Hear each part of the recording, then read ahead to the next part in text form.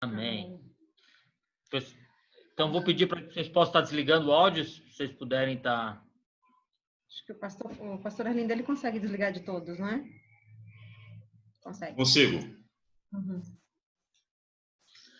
Bom, quero agradecer a presença de todos vocês, quero dizer que é uma alegria poder estar conectados, assim, uma grande família, assim, ver rostinhos tão diferentes e partes num aspecto bem amplo da nossa caminhada cristã, é uma alegria, realmente uma satisfação poder estar com vocês. Vou começar apresentando alguns, assim, tenho aqui a Patrícia, que já tem nos brindado com a presença dela algumas vezes, Patrícia Correia, tenho a Jo e o Tico, lá de Brasília, que também assim, são amigos de longas datas, né? Tá aqui o Johnny e a Paty, que vocês conhecem também, já estão conosco. Tem Ricardo e Vanessa, que são os nossos preletores hoje. Tem o Bárbara e o Raimundo lá da Bahia, que caminharam conosco um tempão, foram um grande suporte conosco. Tem a Gilene. Aí já são da igreja, aqui né? da igreja. Mas para o pessoal do lado de fora também conhecê-lo. Gilene, se quiser levantar a mão também, junto com o Digníssimo. Né? Paulo. Com o Paulo. Wellington, paz, que o Senhor também dê graça e continue abençoando. Wilson e a esposa. Temos ali... Tá a Cris, né? Mas eu acho que tá no nome de Aline. Acho que ela tá na casa da Aline. Vocês estão furando a quarentena. Pegou no flagra. Ela vai pôr máscara. Tem a Cris e o José também, que participaram conosco algumas vezes. Tem Marcelo e a esposa também. Que o Senhor possa estar abençoando vocês. Tem a Viviane, irmã da Vanessa. Tem a Viviane, irmã da Vanessa, que logo ela põe a... Tem uns nomes aqui, mas tá o celular. Não está sabendo quem são. Se quiser dar um salve, que possa fazer... Não tá mostrando imagem nem o nome, é só o aparelho. Bom, nós tem vamos... Andresa. Não, Marcela Valquíria. A Valquíria e a Andresa do... Esqueci o nome dele. Do Moreno Forte.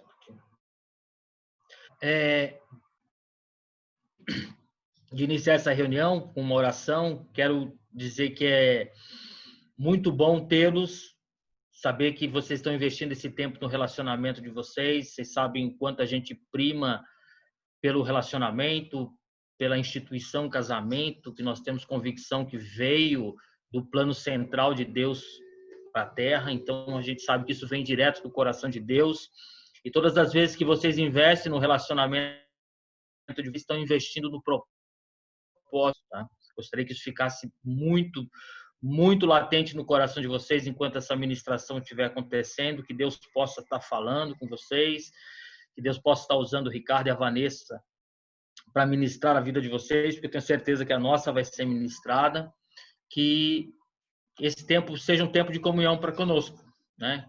Assim, mais uma vez, quero reforçar que é uma alegria tê-los aqui, poder compartilhar esse tempo com vocês. De coração, quero agradecer, Ricardo, Vanessa, pela disponibilidade de vocês. Assim, sei que vocês vão ser instrumento de Deus para ministrar o coração de cada um desses que estão aqui conectados. Assim como a caminhada de vocês já é um testemunho para nós da fidelidade do Senhor e o quanto Deus é bom para com aqueles que dispõem o seu coração em servir. Amém? Eu vou orar e depois vou passar a palavra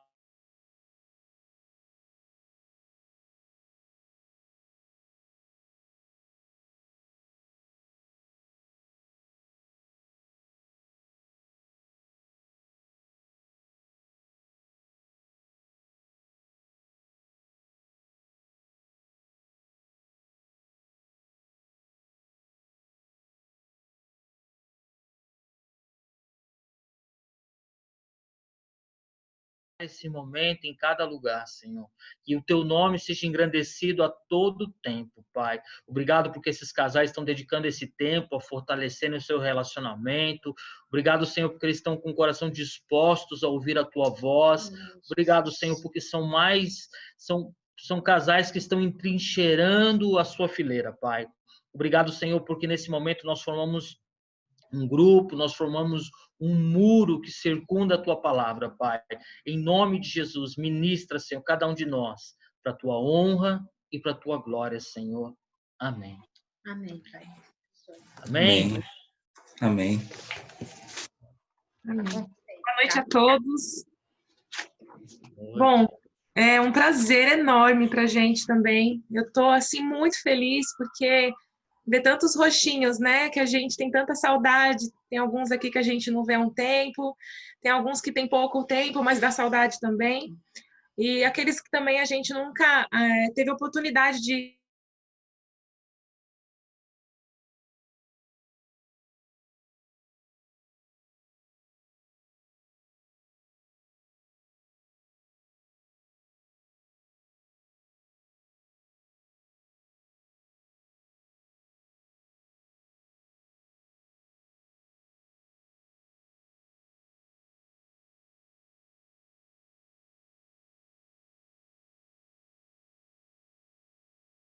ter 7 anos de casados, o El e o Miguel, né? Que são as nossas bênçãos, nossos galardões, e somos muito gratos a Deus pela vida deles, né? E eu vou passar a palavra para o Ricardo para que ele inicie, né, a palavra, e aí depois a gente vai dando continuidade. Muito obrigada a cada um que está chegando, tá? E depois a gente bate um papo aí. Legal. Bom, vou falar com vocês, nós iremos falar sobre resiliência, né? E é uma abordagem um pouco, mas a gente vai tentar trazer uma abordagem um pouco mais ampla do tema. E eu queria começar com vocês lendo, né, Abacuque 3:17, que diz assim: mesmo não florescendo a figueira e não havendo uvas na videira, mesmo falhando a safra de azeitonas e não havendo produção de alimento nas lavouras, nem ovelhas no curral, nem bois nos estábulos, ainda assim eu exultarei o Senhor e me alegrarei no Deus da minha salvação. Esse texto ele é conhecido por todos, né? Eu acho que faz parte da vida cristã e da caminhada cristã, né? Ter um encontro com textos e palavras-chave, né? Eu vejo como esse texto um texto que trouxe um significado para minha caminhada pessoal cristã.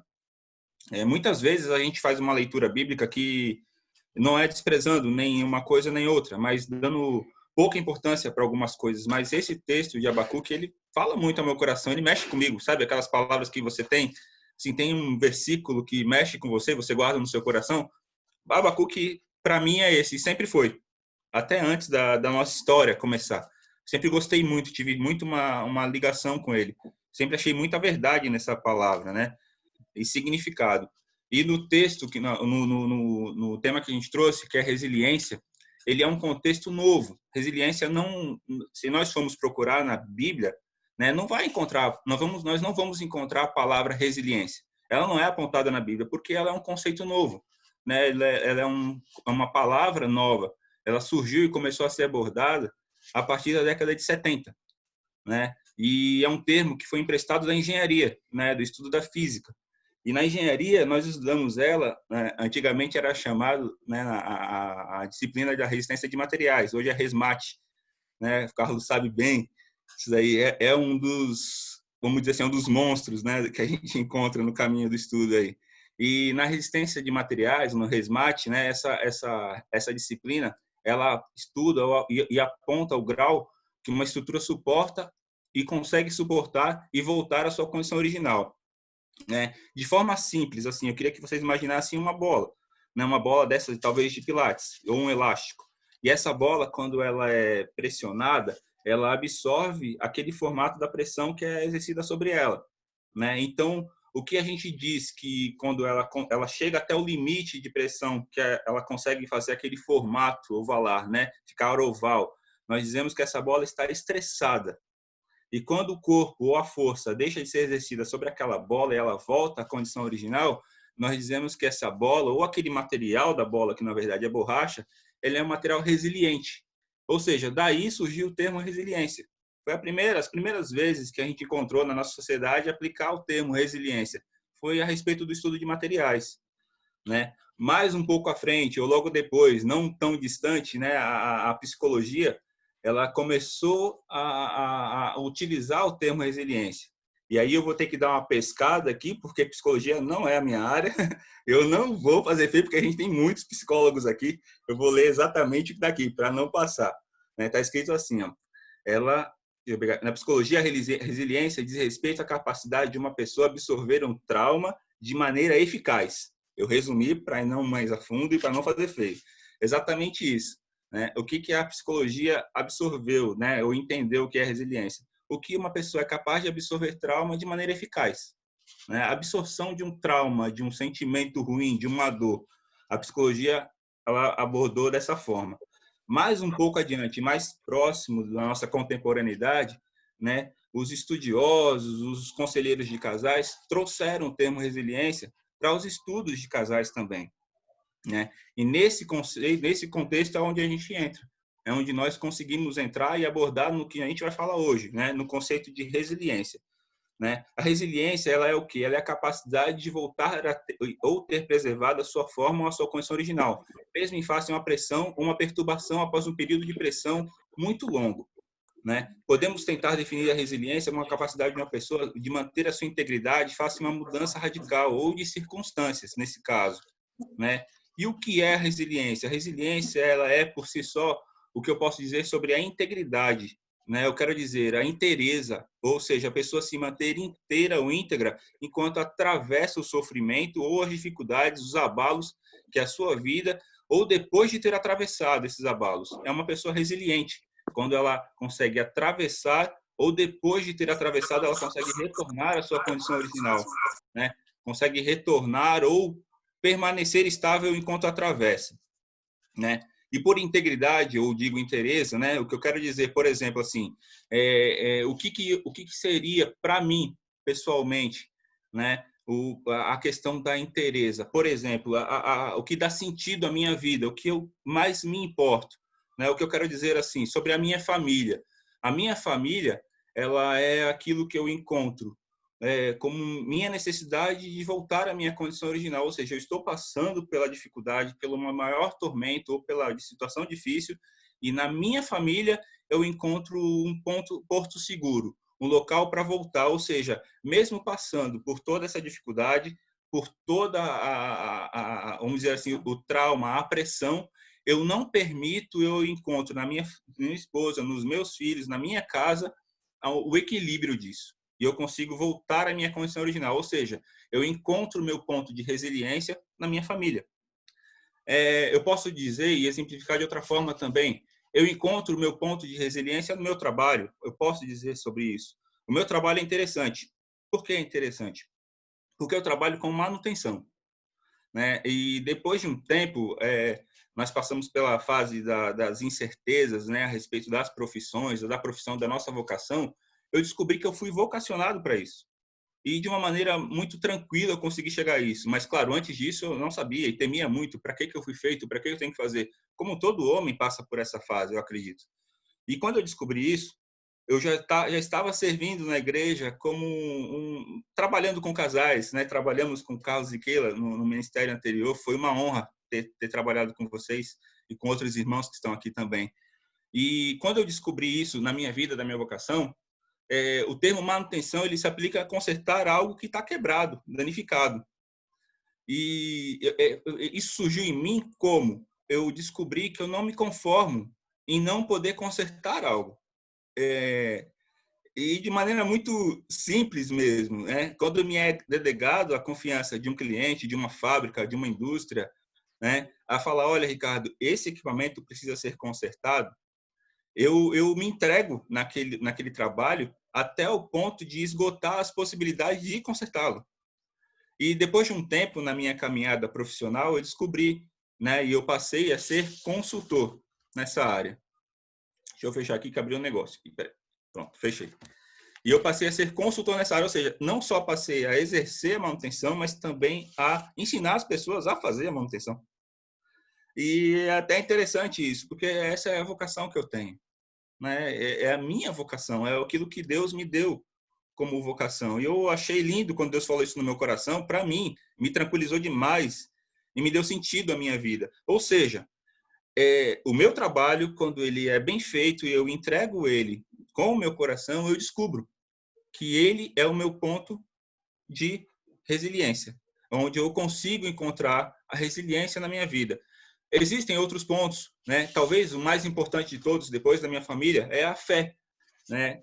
Durante todo o processo da caminhada da vida, da peregrinação da vida, né? O chão da vida ele é um chão mais duro, né? Do que o chão da hipótese, do que o chão hipotético da fantasia ou de uma coisa idealizada, né?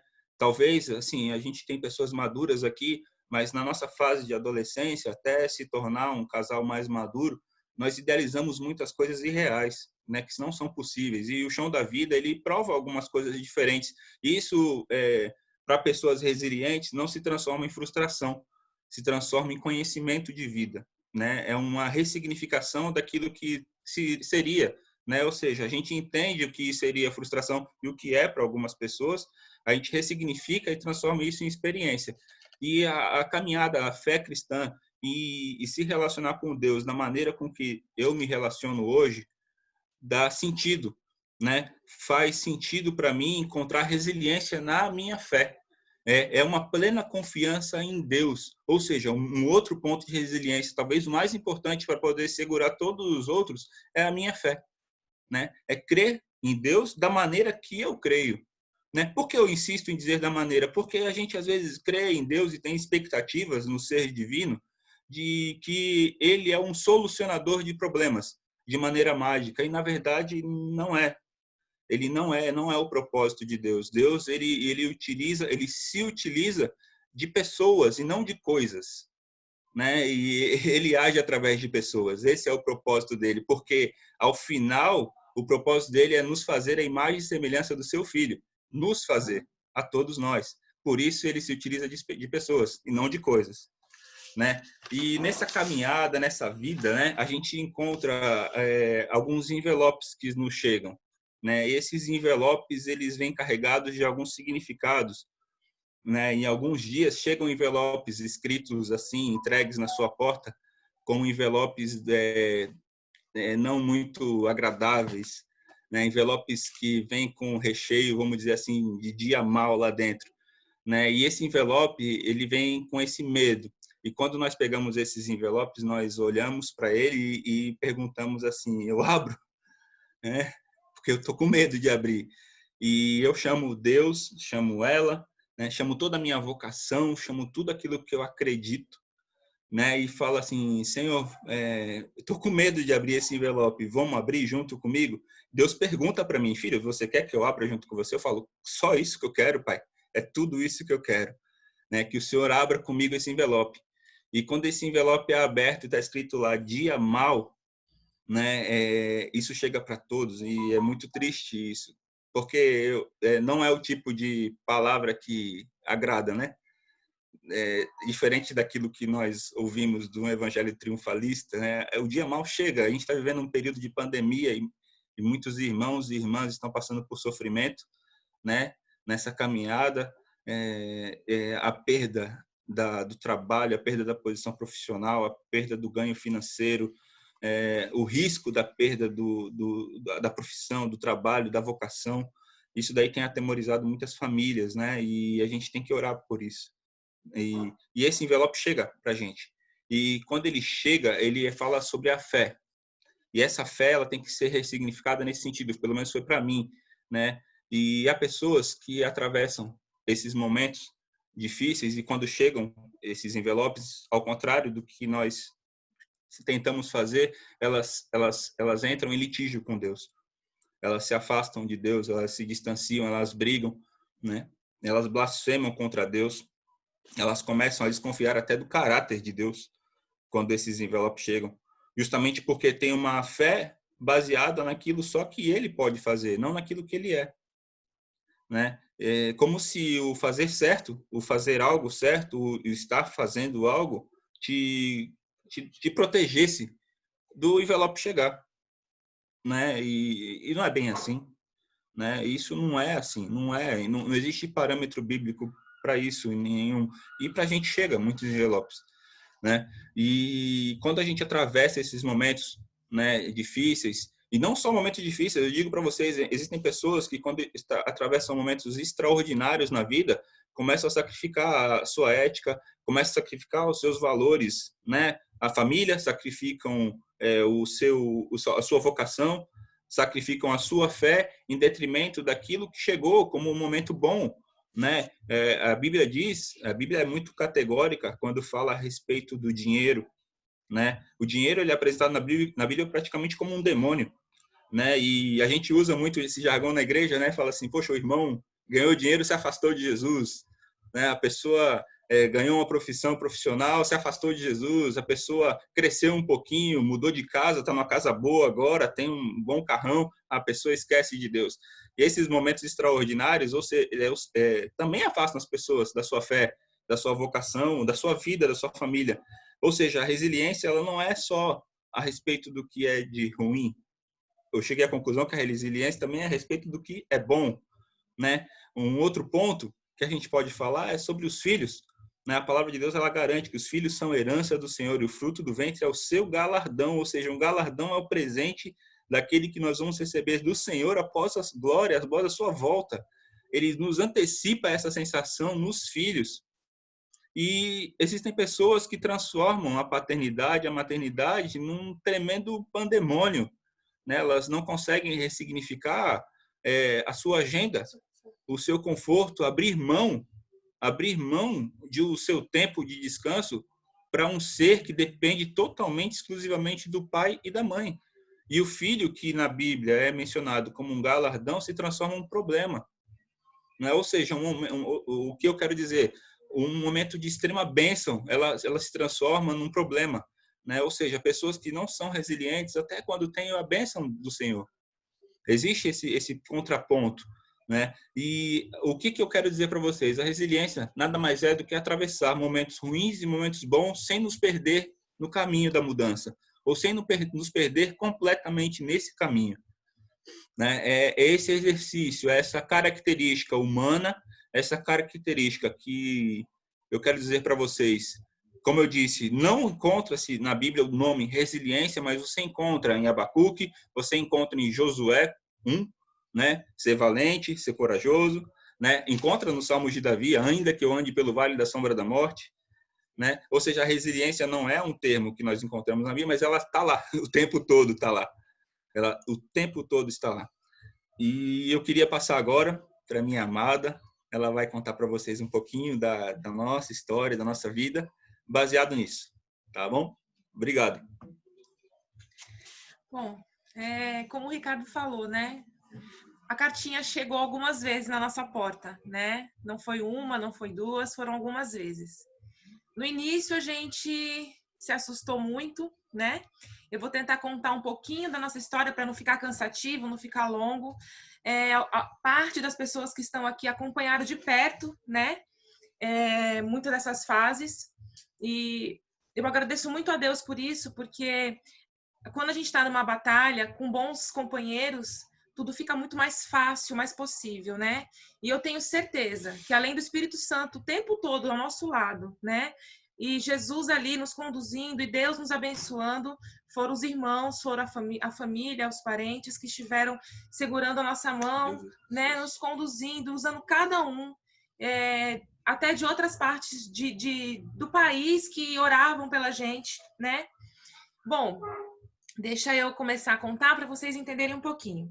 A nossa história começa, né, como eu falei para vocês, lá em 98, né? Quando eu vejo aquele menino bonito na escola, moreno, alto, charmoso, e meu coração ficou super acelerado, né? Porque ele me encantou, né? Com a educação dele, com a forma de me tratar, né? Foi um garoto diferente, né? Eu tinha ali 17 anos, ele 19, e aquilo me encantou e eu não achava nem que eu merecia, naquele momento, um cara como ele, né? Mas aí a gente se conheceu, ele topou e a gente começou uma história ali, né? Em 2002 nós casamos, Foi um casamento muito bacana, assim. Eu tinha sonho, né, de casar de noiva, fazer festa. Ele tinha o sonho de viajar pelo mundo, de sair por aí viajando. Eu também tinha, mas eu queria muito casar e fazer festa. E aí começa, né, a questão de um casamento, né? Depois, no final, a gente vai passar algumas características, né, do que a gente tem visto, do que significa um casal resiliente. É você, muitas vezes, abraçar o sonho do seu parceiro, porque agora éramos um só, não mais dois, mais um. Então, ele topou esse sonho do casamento e a gente fez um casamento bem singelo, mas muito legal. Isso foi em 2002, né? E aí a gente fez uma festa e fomos, né? Casamos na Igreja Católica, foi muito legal. E aí fizemos nossa comemoração e foi maravilhoso.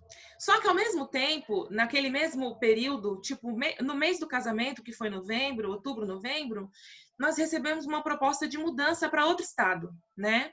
Ele estava numa empresa aqui de São Paulo e essa empresa falou: olha, Ricardo, você precisa nos responder, a gente tem uma proposta para ir para a Bahia. Eles estavam colocando locais de instalação da empresa, Bahia, Minas, Rio de Janeiro, e a gente foi escolhido para ir para a Bahia. E aí ele ficou na hora, né, tenso, e falou: bom, vou falar com a minha noiva e a gente volta e responde. E aí a gente conversou muito em casa. É uma característica nossa, é nosso, de sempre sentar para conversar o tempo inteiro. A gente é muito amigo, né? A gente perde horas conversando, madrugadas. E nesse dia a gente sentou e conversou, ponderou, porque a gente tinha construído uma casinha muito singela. Mas, assim, era uma casa que foi a nossa cara, né? Para quem me conhece pessoalmente, eu meço 1,74 m. Não é tão grande, mas é uma mulher alta. E aí eu fiz a pia da minha casa do meu tamanho da minha cintura. A pia do meu banheiro do tamanho da minha cintura, porque eu queria ter facilidades, né? Então, ali começou já a gente desapegar, né? De uma casinha que a gente construiu e teve que morar só 3 meses. Porque, lógico, a gente topou ir para a Bahia, não teve outra solução. Principalmente porque em janeiro de 2003, a empresa pagou para a gente uma semana num hotel muito gostoso lá, chamado Hotel Pestana, acho que nem existe mais. E a gente ficou naquele hotel e aí a gente se encantou, né? Farol da Barra na frente, aquele mar maravilhoso. Me compraram, eu falei: tô indo para a Bahia, tchau, fui embora. E aí a gente começa a nossa vida lá, né? E a gente tem a gente quando fala com noivos e casais, todo mundo acha que o primeiro ano de casamento é o mais fofinho, maravilhoso. E pelo que eu tenho, né, caminhado com algumas pessoas, a gente percebe o quão difícil é. Porque são duas pessoas com hábitos diferentes, mesmo que elas se conheçam muitos anos, mas morar na mesma casa, usar o mesmo banheiro, a mesma cozinha, né? São hábitos diferentes, são criações diferentes. Então, a gente realmente teve que se alinhar ali naquele 1 ano. Em mudança, né? Que a gente precisou mudar de local, de localidade, de cultura, que era uma cultura diferenciada, e também adaptar um ao outro. A gente precisou ficar se adaptando ali um ao outro. Mas até ali a gente estava conseguindo e vamos lá, e se divertindo. Em outubro de 2003, a gente já tinha tido contato, né, com a igreja evangélica. Como eu falei para vocês, a nossa origem não foi evangélica. Eu tive contatos, né, com a igreja evangélica, mas a gente casou na católica e a gente tinha experiências, assim, poucas na igreja evangélica. A gente aceitou Jesus numa igreja aqui. Aqui eu estou falando aqui porque eu estou na casa da minha sogra, a gente veio comemorar o aniversário dela. Nossa origem é do Guarujá, nós nascemos no Guarujá, em São Paulo. Então, a gente está aqui agora para comemorar o aniversário dela, que foi ontem, né? Comemorando, e vamos embora segunda-feira. Aceitamos a Jesus nessa igreja, e aí a gente estava vivendo normal. Só que, em outubro de 2003, a gente sentiu uma necessidade enorme de começar a frequentar uma igreja, né? De estar mais perto de Deus, a gente falava assim. A gente quer estar mais perto de Deus. E a gente entendia que estar perto de Deus era ir para uma igreja. Então, a gente sentou no banco de uma praça, na cidade que a gente estava morando, que era de Lauro de Freitas, e pediu para Deus assim: Senhor, por favor, nos encaminhe para um local, né? E aí, de fato, naquela mesma semana, a gente começou a frequentar uma igreja, e ali a gente viveu experiências muito bacanas, né? Batizamos, apresentamos nossos filhos e começou a caminhar na fé. E muitas das coisas, né, que a gente viveu foi fundamental, né, a palavra de Deus, porque a palavra de Deus, ela é direção, né? Ela é tudo para nossas vidas, e eu não tenho dúvidas que se não fosse isso a gente não teria, né, vencido muitas das batalhas que a gente tem vivido. E aí a gente começou essa caminhada e, assim, estava muito bom, porque ao mesmo tempo que eu tinha muita saudade da família de São Paulo, eu estava sendo acolhida lá na Bahia por uma outra família, né? Tem pessoas aqui muito específicas para mim, tipo Joselma Coelho, né? Uma pessoa que foi na minha casa tomar café, orar por mim, Patrícia Correia, né? A Bárbara. Deixa eu ver se eu tô esquecendo mais alguém. Pessoas que naquele início foram, assim, pessoas que me abraçaram, que oraram por mim. Carlos e Keila chegaram no meio da nossa caminhada, né? Quando a gente estava lá na Bahia, lá em Lauro de Freitas, que foram fundamentais também. Mas tem outros nomes, assim, que... aquela mãe que naquele momento não podia me dar um beijo, um abraço quando eu discutia com ele, as pessoas que estavam lá, Deus providenciava aquela mãe, aquele pai para dar aquele abraço. Então, assim, a gente estava num momento muito legal do casamento, vivendo a nossa independência como casal. Eu acho positivo a gente ter ido para lá, porque a gente pôde viver os nossos problemas, né? Porque, é lógico, a gente ficava atento aos problemas dos nossos pais aqui, dos nossos parentes, mas a gente não vivia de perto. Então, a gente conseguiu estabelecer um vínculo nosso que a gente foi solidificado. E aí a gente começou ali, né, essa caminhada. Aí, em 2005, veio a primeira carta. Só que em 2005, eu não me assustei tanto. Para mim, foi tranquilo. A Jo, que está aqui, a Joselma, ela foi na minha casa tomar um café, a gente estava passando por uma crise, ela foi orar por nós, e a gente, na hora da oração final, que ela, né, sempre orava no final para nos abençoar, batendo papo mesmo como casal, ela olhou para mim e falou: o que é isso no seu pescoço? Eu estava com o pescoço desse tamanho. Aí eu falei: nada, não tenho nada no pescoço. Ela falou: tem sim, isso aqui é um bócio. Vanessa, faz o seguinte, vai no endócrino e dá uma olhadinha nisso aí, que eu acho que você tá com algum probleminha na tireoide. Falei: tá bom. Eu tava tão assim, envolvida com tanta coisa, né, naquele momento, o início do casamento, o início da carreira do Ricardo na empresa, ele estava na faculdade na época, porque ele estava iniciando, né, engenharia, que ele, né, acabou depois tendo que parar, infelizmente, né, mas ele estava ali estudando, a gente planejando nossas coisas e tal, envolvidos também com a igreja, que eu não percebia meu pescoço daquele tamanho, nem ele. E aí eu falei: caramba, é mesmo. E quando eu cheguei no médico, vamos resumir, era um tumor, né? E era um tumor maligno. Só que o médico me tranquilizou, ele falou: olha, Vanessa, fica tranquila, tumor de tireoide, ele não tem muito problema, é um tumor que é tratável, então você vai tirar a tireoide e você vai seguir sua vida. Tudo bem. Na época, gente, eu tinha 24 anos, então, sabe, aquela cabeça assim: tá tudo bem, gente, vamos embora, vida que segue. Vim para Santos para operar na época, porque eu estava ainda iniciando, né, questões de conhecer a localidade de Salvador, então eu preferi vir para Santos. Eu tinha uma referência de uma tia do Ricardo e eu operei aqui em Santos. E foi muito eficiente a cirurgia. O tumor era um tumor que, se fosse em outra localidade do meu corpo, teria muito mais problemas. E era um tumor folicular, né, que eles chamam. Mas eu tirei a tireoide, seguimos a vida, comecei a tomar remédio.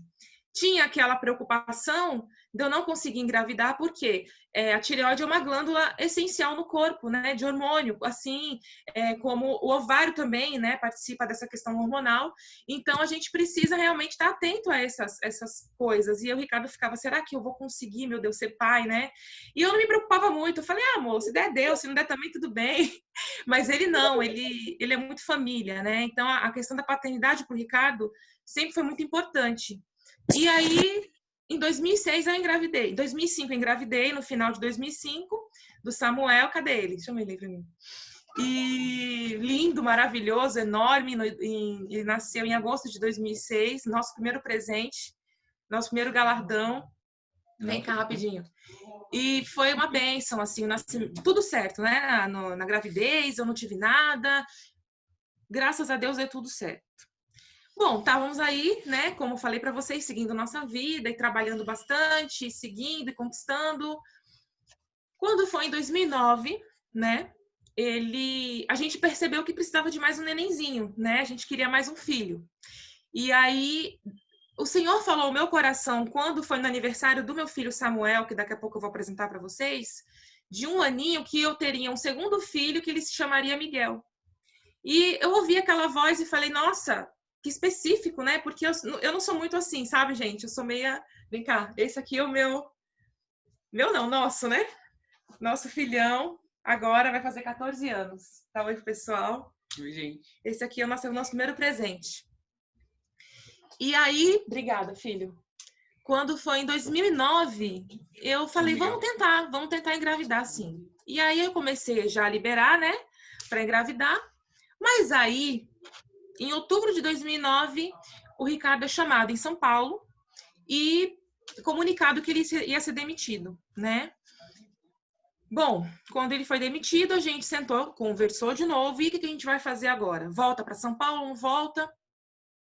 Não vamos voltar. Eu tenho um sonho, né, de continuar no ramo e a gente vai continuar aqui e vamos tentar mais um pouco. Tudo bem, topei. Eu estava num momento muito bom lá também. A gente estava num momento muito bom, estava muito legal e a gente falou, não, vamos continuar. Ainda não é momento de voltar, a gente vai continuar. E aí eu engravidei do Miguel e ele nasce em junho de 2009. E esse é o Miguel, para quem já conhece a peça rara, é o nosso Miguelito, né? O nosso segundo presente de Deus. E eu tava assim feliz da vida, porque gente, meu sonho era ser mãe de 3 meninos. Eu sempre sonhei ser mãe de 3 meninos. Mas quando o Miguel chegou, eu falei, gente, não vai dar, porque o Miguel ele vale, né, Keila? Ele vale por 2. Então eu falei, não, vamos parar no Miguel, a gente já tá bem. Eu vou esperar os sobrinhos agora, né, Jô? A Jô sabe também. Mas graças a Deus, porque eles são diferentes, mas são especiais. Bom, como eu falei para vocês, continuamos seguindo a vida, né? Mesmo com essa carta difícil do desemprego, o Senhor lançou, né, esse desafio para a gente, né, prosseguir. E o Ricardo começou a trabalhar por conta. Então, ele criou um CNPJ, a gente criou uma empresa e começou a prestar serviços. E isso começou a acontecer, começou a dar certo e a gente continuou. E em 2014, né, a gente estava muito bem, a gente estava começando a fixar, porque aqui quem é empresário, né, sabe que você demora um tempo, né, de estabelecimento. É no mínimo 3 anos, né, para você conseguir estabelecer algo. E em 2014 a gente estava começando a entender que ia dar certo, né? Não estava assim ganhando rios de dinheiro, né? No Brasil que ninguém ganha rios de dinheiro, mas a gente estava conseguindo sustentar a nossa casa, que a palavra de Deus fala, né? Tendo o que comer, o que vestir, estáis pois alegres. E a gente estava muito alegre porque não faltava nada para gente, né? Era tudo assim, tudo do que a gente queria. A gente também conseguiu financiar a nossa casa. Estava num momento muito gostoso, como casal. Na nossa intimidade de casal, a gente estava muito bem, porque a gente também venceu alguns gigantes nessa área, né? No início do casamento, a gente teve que alinhar essa questão da intimidade e, né, nesse momento a gente já estava assim alcançando uma maturidade muito legal. Porém, em 2014, quando foi em fevereiro, eu cheguei de um retiro da igreja que a gente participava. Todos os anos tinha retiro no carnaval, né? E a gente ficava retirado ali e voltava do retiro. Só que assim, quando você volta do retiro, você quer a sua cama, você quer conforto, né? Porque a gente tá ali, é muito gostoso, mas cansa bastante, é um trabalho, né? E eu cheguei, eu estava muito à vontade nesse dia, estava relaxada, e eu fui me espreguiçar. Com licença, falar dessa forma para os homens, mas eu preciso explicar para que vocês entendam. Quando eu me espreguicei, eu toquei no meu seio e senti algo diferente. Eu senti uma bola, né? Uma bolinha. E eu fiquei muito preocupada, porque eu não tinha sentido aquela bolinha em momento nenhum. E ao me espreguiçar, eu fiz aquilo e senti. Chamei ele, porque ele conhece, né, meu corpo, então chamei na hora, falei, Ricardo, o que está acontecendo? Olha isso aqui. Ele, amor, era uma espinha, com certeza, porque eu tenho nessa questão de hormônio, muito hormônio, é uma espinha. Falei, tá, mas vamos marcar um médico, né? Vamos. Aí, marquei uma mastologista e ela palpou e falou, olha, vamos lá, vamos ver o que é. Fez a biópsia e era um tumor, né? Mas dessa vez, a suspeita foi algo, assim, mais preocupante. Era um tumor que a princípio, né, era maligno, mas até nisso, assim, o Senhor nos direcionou. A primeira médica que me atendeu, ela não estava muito segura do que iria fazer, se iria fazer a retirada total ou parcial da mama. Por que retirada da mama? Por causa da minha idade, que na época eu tinha 33 anos, E um tumor numa pessoa de 33 anos é muito, muito, muito preocupante por causa do metabolismo. Ele é muito rápido. Então, se é para dar uma metástase, é daqui para ali. E aí a gente começa a correr contra o tempo. Vamos lá, vamos fazer exames. E eu pedi a Deus direção, né? Falei, Senhor, nos direcione para que a gente faça o melhor. E aí o Senhor nos direcionou para um médico, né? Que foi, assim, uma bênção em nossas vidas. E ele foi muito direto comigo, né? E com o Ricardo, e falou, olha, a situação é a seguinte. Na mamografia, eu não tô vendo nada bem aqui. Tem muito fragmento. A gente vai para cirurgia. Se for o que eu tô pensando, que eu vou ter que tirar toda a sua mama, né? E ali eu saí do consultório amparada por ele. Eu tenho um temperamento, assim, muito bobo, eu dou risada à toa, dou risada de tudo, mas também quando eu choro de verdade, né? Então eu me entreguei naquele momento, chorei muito, com medo da morte, com medo do que viria, né? Apesar de já ter passado por um tumor, mas como eu falei para vocês, foi muito tranquilo, aquilo ali não me tranquilizou. E o Espírito Santo falava para mim, se prepara porque tá vindo batalha. E aí a gente lembra do Salmo 23, né? Ainda que eu caminhe, né, pelo vale da sombra da morte, né? Não temerei mal algum porque tu estás comigo. E o vale, você passa por ele. Você não fica lá, mas você passa por ele. Então você sente mesmo a morte de perto. E aí a gente foi para casa, né? E falou, bom, é isso que tem que ser feito, vamos fazer. E eu senti paz naquilo, não tive medo. Eu tive mais medo de não tirar a mama. E quando ele falou em tirar a mama na primeira vez, eu falei, nossa, eu acho que é o ideal. E eu tirei, de fato, né? Ele retirou a mama. E o que foi mais angustiante foi na hora da cirurgia.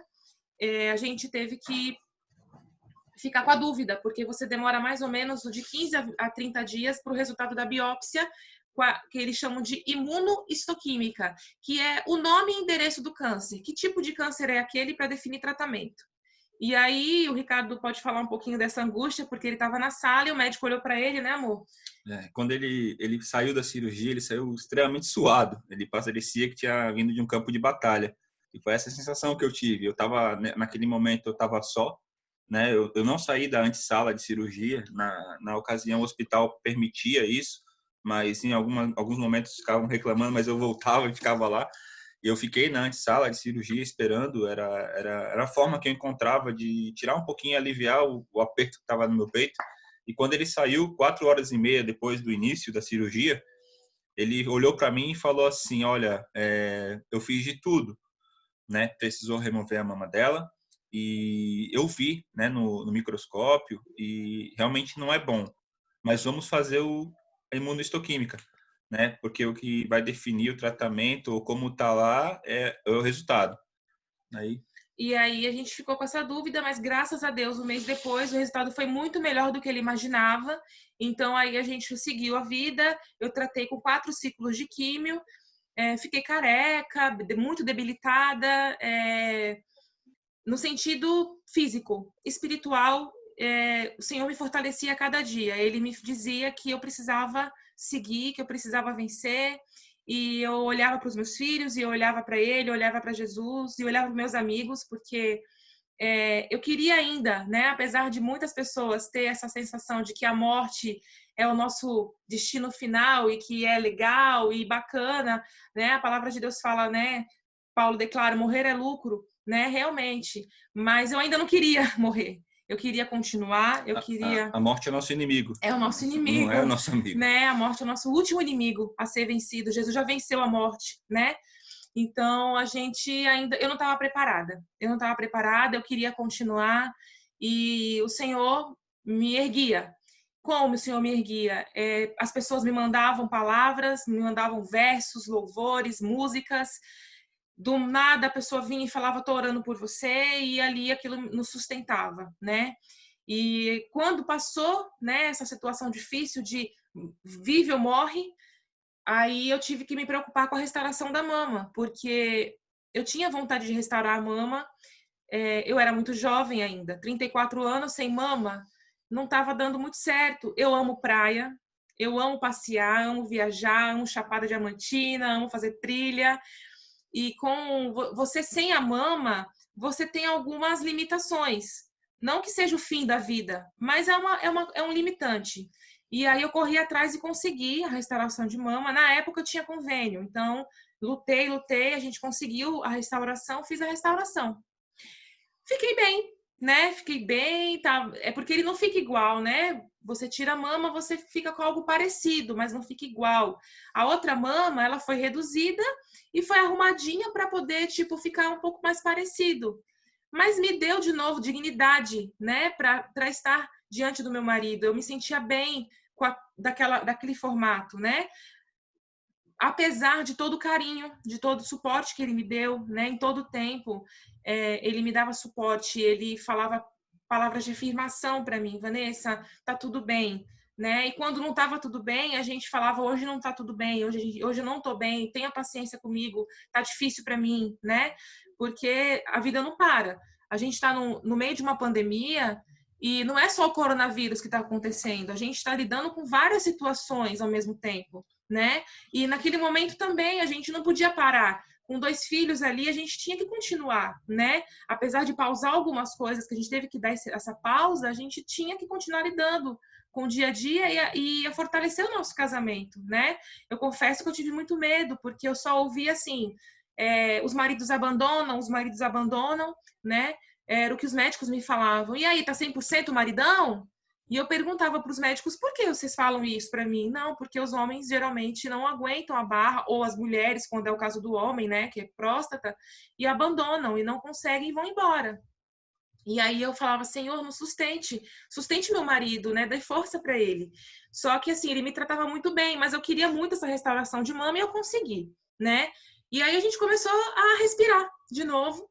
E em 2017, eu já estava no meu coração, né, com várias questões, eu já queria retornar para São Paulo, já tinha entendido que tinha dado o nosso tempo naquela terra, né, que a gente estava, que era lá em Lauro de Freitas.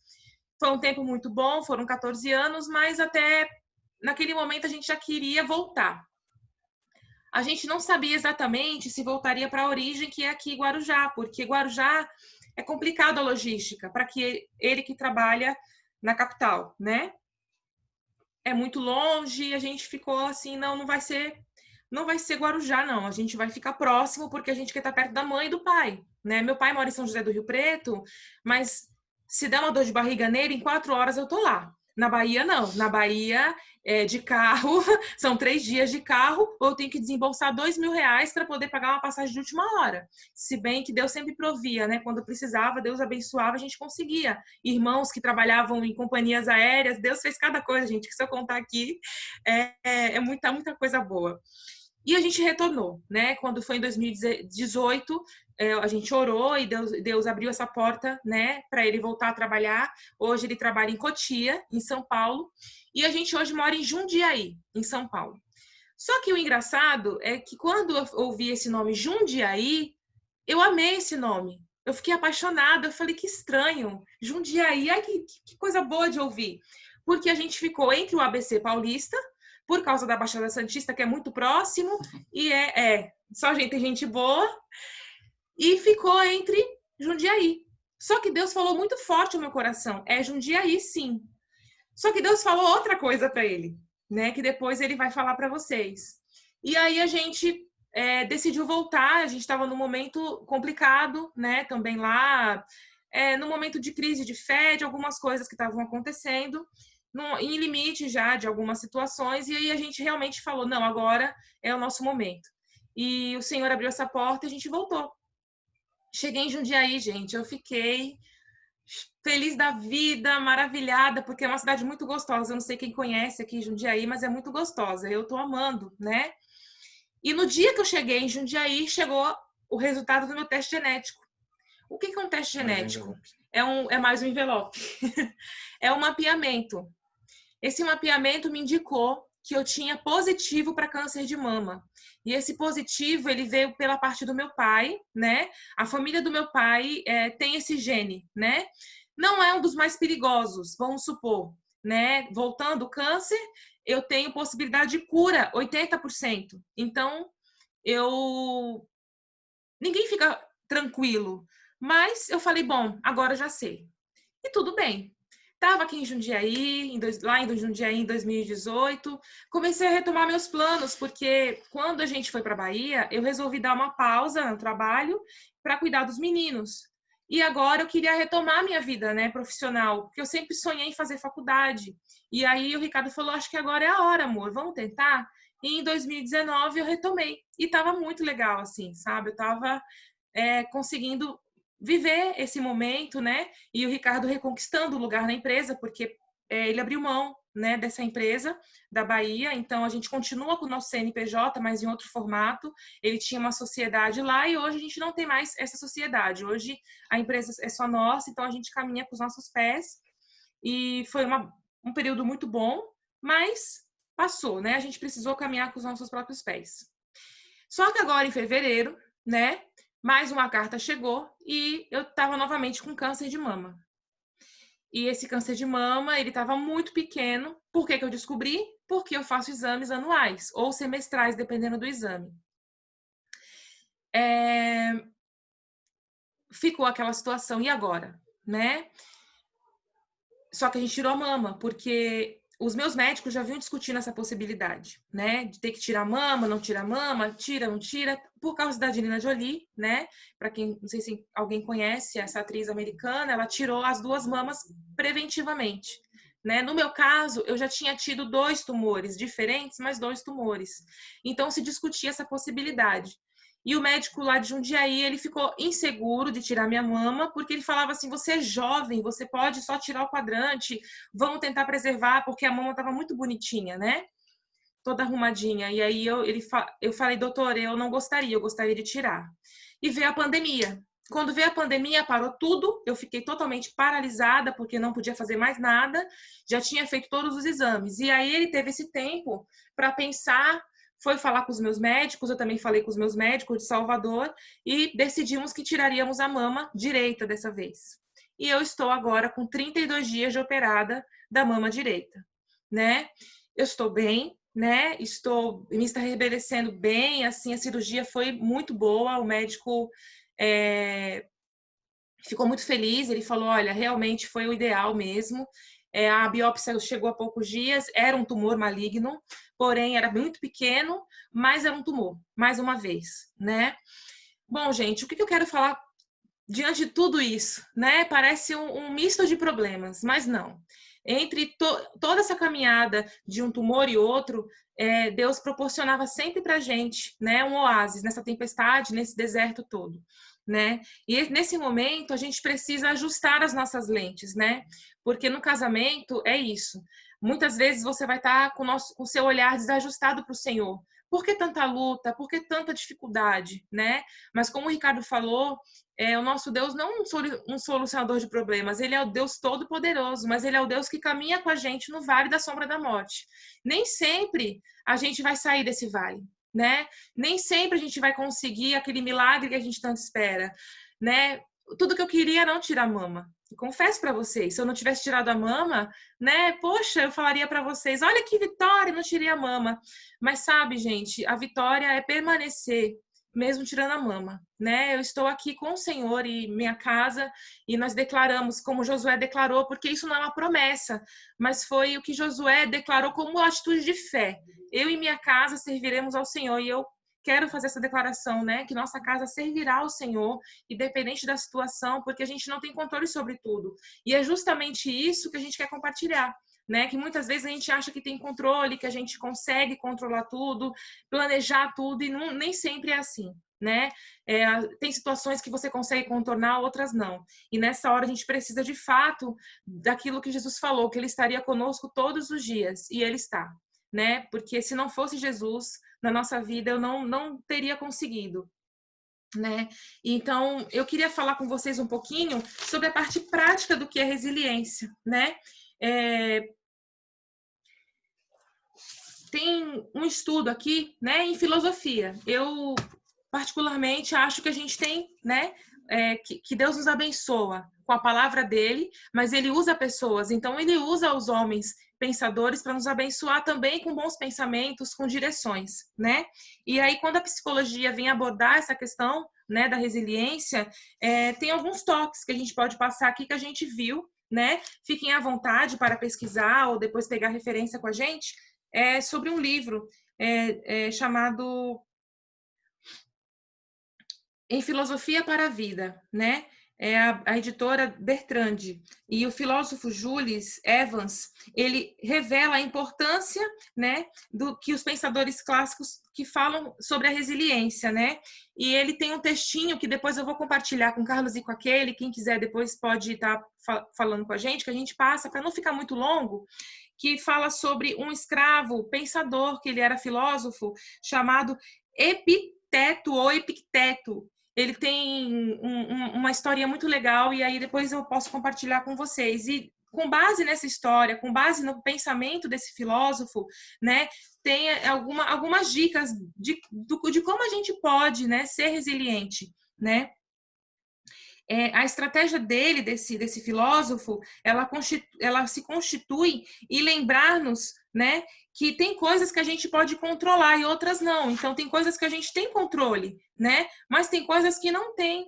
E a gente não pode se frustrar com aquilo que a gente não tem controle, né? Por exemplo, eu nunca fui uma pessoa que é fitness, apesar de amar, né, a área da educação física, eu não sou fitness, eu como muitas coisas que não são legais muitas vezes, né?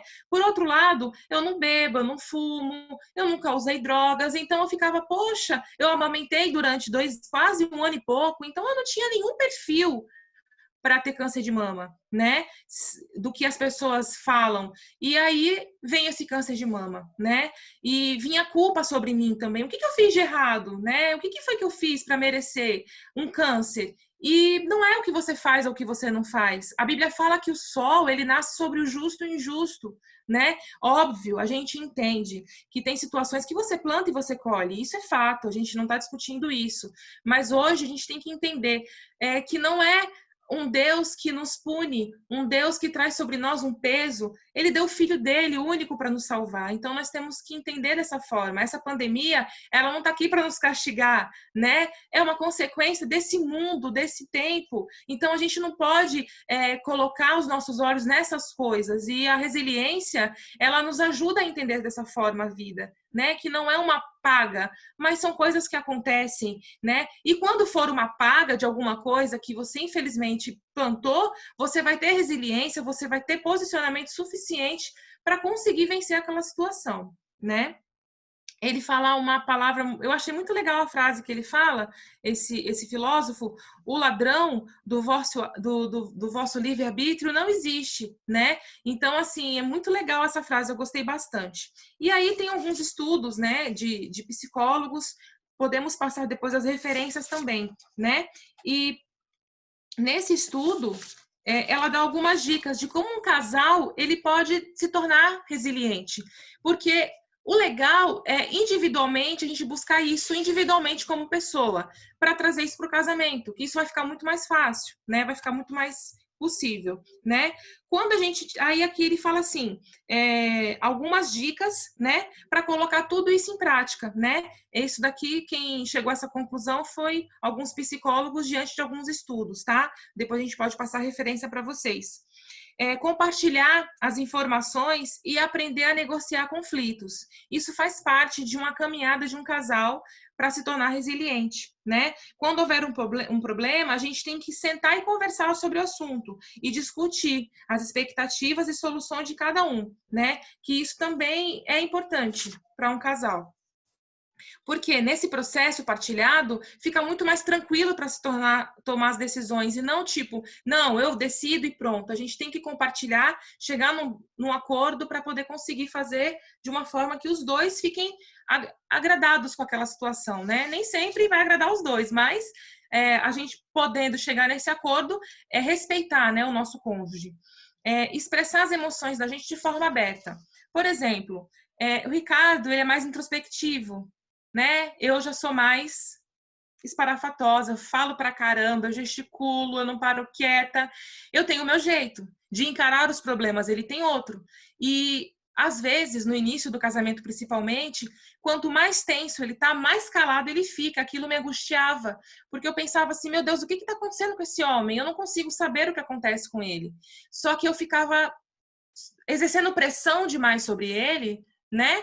E ele falava, teve um dia que ele chegou para mim e falou assim: entenda, não adianta, o que eu disser para você não vai mudar. E na hora eu fiquei muito magoada, fiquei sentida, mas depois eu falei: poxa, eu estou pressionando ele demais. De fato, exercendo pressão excessiva, ele explodiu, né? Depois ele me pediu perdão e a gente realinhou isso. Então eu entendia que ele precisava de um tempo para digerir o problema e que depois ele iria partilhar comigo. E não precisava ficar ansiosa em querer saber de tudo, porque é o temperamento que é meu, de querer resolver as coisas, né? Então respeitar esse espaço, mas da mesma forma você expressar. Você não deixar de expressar isso de uma maneira tranquila, né? Para poder ter esse respeito, para poder ter essa ajuda. Né? O casal também tem que cuidar da sua saúde, né? Procurar manter hábitos saudáveis de alimentação, né? Hábitos de exercícios físicos. Isso é bom para o casal, isso faz bem para o casamento, né? Malhar o cérebro, né? Tem casais que gostam de assistir filmes, seriados, outros de ler a Bíblia, ler livros, né? Que tragam bons pensamentos. A Bíblia fala que tudo que for bom, né, temos que pensar nisso. A gente tem que exercitar esse hábito. Então, malhar o cérebro faz muito bem também para casal resiliente, né? Eles não se sentem culpados. Quando existe um problema, não se sentir culpado. Eu me sentia muito culpada em ser doente. Eu tinha muita culpa por toda hora estar doente. E eu falei isso para ele: poxa, é difícil para você, né? Ter toda hora uma mulher doente. E aí isso foi alinhado entre a gente, foi uma cura, a gente conversou sobre isso, né? E o problema não é a minha pessoa, era a doença. Então a gente tinha que focar em tratar o problema e não eu trazer aquilo para mim. Da mesma forma, quando era um problema financeiro, né? Como ele é o principal provedor, porque ele trabalha fora, tinha alguma descompensação de alguma coisa, não culpar, mas a gente alinhar isso, né? A gente tem que ter simpatia e empatia um pelo outro também, né? Mesmo que você não entenda aquilo que está acontecendo, ouça, acolha o teu cônjuge, né? Ouça e trate com carinho aquilo que ele está levando para você, para que isso seja também uma bênção para a vida de vocês, né? Como eu já falei, ter liberdade de não falar, mas cuidado no falar, porque nem sempre o ser verdadeiro é você falar as coisas de qualquer forma, né? A gente tem maneiras de falar e tempo para falar, há tempo para todas as coisas, né? A gente tem que ser comprometido em encontrar solução, né? Também a prioridade sempre ser um ao outro. Eu amo os meus filhos, né? Eu tenho um amor por eles que eu não sei nem explicar para vocês, mas a minha prioridade é meu marido. E da mesma forma, ele procura me priorizar. É o que ele sempre fala, né? É o que ele mostra para mim, é o que ele demonstra. Então, a gente tem que ter como prioridade cuidar um do outro, né? Às vezes comer aquela coxinha, não tem muito dinheiro, vai ali na pracinha. Não, coxinha não, Keila. Comer um low carb, né, Keila? Mas eu ainda não tô nessa plenitude. Então, como eu gosto de coxinha, quando eu tô muito triste, ele compra coxinha para mim. E aí eu fico feliz, porque eu comi coxinha. E quando ele tá muito triste, eu tenho algumas estratégias para deixar ele mais feliz. Então, é a gente saber se comprometer um com o outro, né? E juntos conseguir, né, vencer essa situação.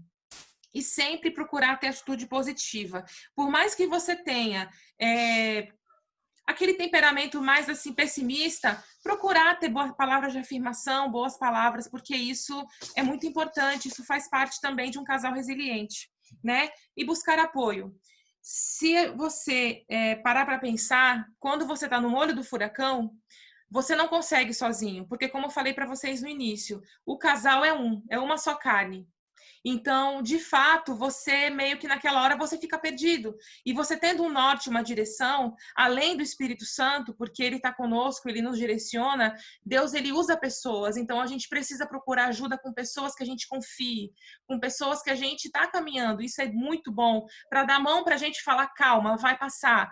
Nem sempre vai ter a solução, mas ele vai te abraçar, aquela pessoa vai te dar uma palavra, aquela pessoa vai te dar uma ajuda. Como a gente recebeu até ajuda financeira já, a gente já recebeu coisas que a gente nem imaginava, o Senhor proveu, né? Então, pessoas que nos ajudem, nos impulsionem e nos façam manter o foco no propósito, né? Que é a nossa família, né? E eu queria finalizar, né?